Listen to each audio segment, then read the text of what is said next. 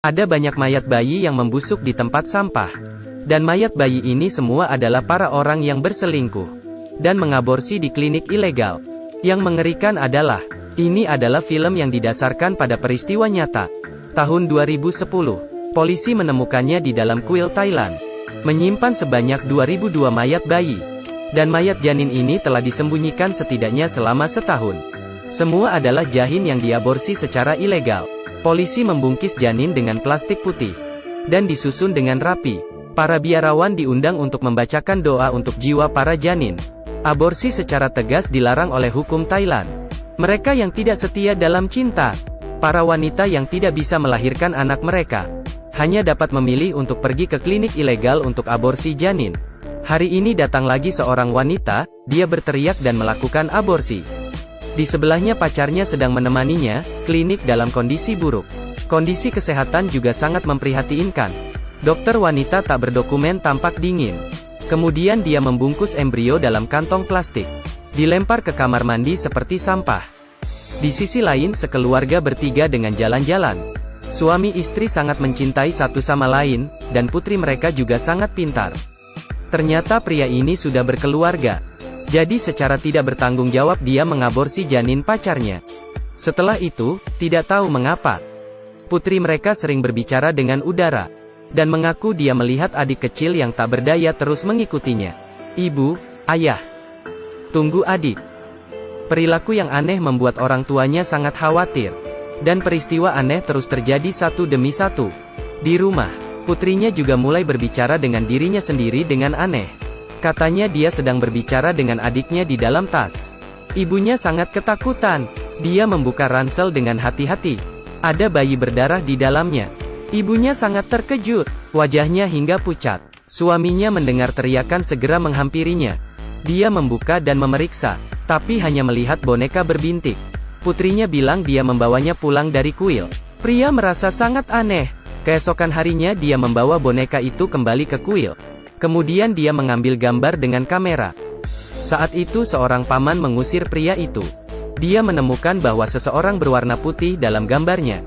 Seperti wajah anak-anak. Dia sangat bingung. Kuil ini pasti memiliki rahasia yang tak terkatakan. Dia merokok dan memegang alat, membungkuk dan mulai sibuk. Akhirnya dia menunjukkan senyum yang menawan. Dia membuang bayi di tempat sampah. Tidak ada tindakan perlindungan. Kondisi kebersihan benar-benar buruk. Akibatnya, gadis itu berdarah terus-menerus. Setelah menghentikan pendarahan, ia dibawa kembali ke rumah sewaan oleh pacarnya. Tapi kesehatannya belum membaik. Perutnya semakin sakit. Setelah sampai di rumah sakit baru mengetahui, dirinya kehilangan kemampuan melahirkan selamanya. Dan janin yang telah diaborsi, dikemas dalam kantong plastik oleh dokter ilegal, dan diserahkan ke paman kuil untuk dibakar. Dan dia membayar biaya kremasi. Ternyata dia diam-diam membantu dokter wanita untuk membakar bayi. Hari ini, seperti biasanya dia menulis jumlah janin di kalender. Kalender tiba-tiba bergerak. Si paman sangat panik. Dia bergegas pergi. Di sisi lain, hal-hal aneh terjadi di rumah pria ini. Tiba-tiba muncul banyak sidik jari bayi di dinding. Putrinya berayun di luar rumah pada tengah malam. Seolah-olah ada kekuatan misterius di sekitarnya yang membuat ayunan mengayun tinggi. Tangisan bayi bergema membuat putrinya menangis dalam kengerian. Kemudian pria itu tiba tepat waktu. Dia buru-buru mengendong putrinya. Putrinya selalu mengatakan adiknya ada di sampingnya. Dalam menghadapi peristiwa spiritual terus-menerus terjadi, pria mulai mempelajari kebenaran dari hal-hal itu. Dia mengarahkan kamera ke tempat tidur putrinya. Hanya terlihat cahaya hantu berkedip dalam gambar. Pria itu ketakutan hingga terdiam. Hari ini putrinya menghilang lagi dan dia buru-buru mencarinya. Terakhirnya dia menemukan putrinya duduk di dekat samping jendela. Putrinya bilang dia bermain dengan adiknya, tapi di sampingnya tidak ada orang sama sekali. Sementara itu, istrinya juga dirasuki oleh bayi hantu dan tidak bisa mengendali tubuhnya. Anehnya mengeluarkan tangisan bayi. Kekuatan istrinya tiba-tiba menjadi kuat. Suaminya didorong jatuh hingga pingsan. Paman kuil sedang membakar mayat bayi. Tiba-tiba api padam. Paman terpaksa menaruh mayat di kamar mayat. Semakin banyak mayat bayi menumpuk, membentuk bayi kebencian. kemudian membalas dendam pada orang-orang yang membunuh mereka. Pertama-tama adalah dokter wanita yang ilegal. Dia tampaknya dikendalikan oleh bayi hantu. Dengan menggila dia mengambil pisau bedah di sebelahnya. Kemudian terus-menerus menusuk dirinya.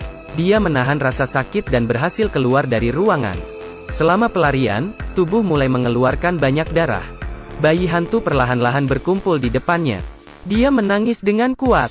"Kumohon lepaskan aku. Semua ini karena orang tuamu. Anda tidak bisa menyalahkan saya."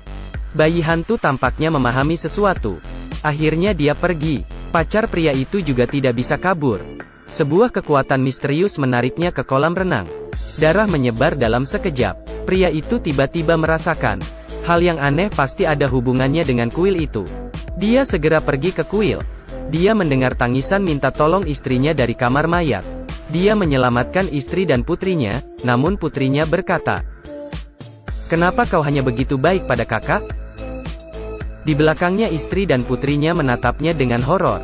Dia mendapati dirinya memegang mayat bayi berlumuran darah. Dia ketakutan hingga terjatuh ke dalam air. Hantu bayi langsung mengelilinginya. Polisi datang untuk melakukan pemeriksaan di kuil.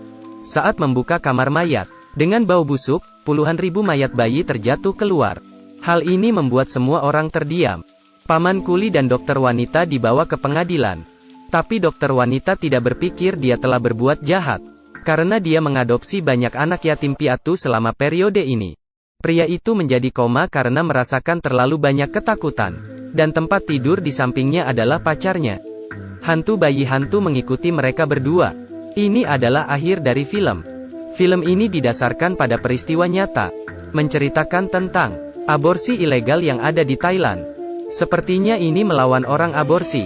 Tapi ini juga cerita tentang pasangan yang tidak bertanggung jawab. Perlu dipikirkan kembali oleh semua orang. Dalam masyarakat saat ini, tindakan kehamilan sangat banyak. Anda tidak boleh hanya memikirkan kebahagiaan sejenak tanpa memikirkan konsekuensi. Tolong hormati kehidupan. Juga menghormati cinta.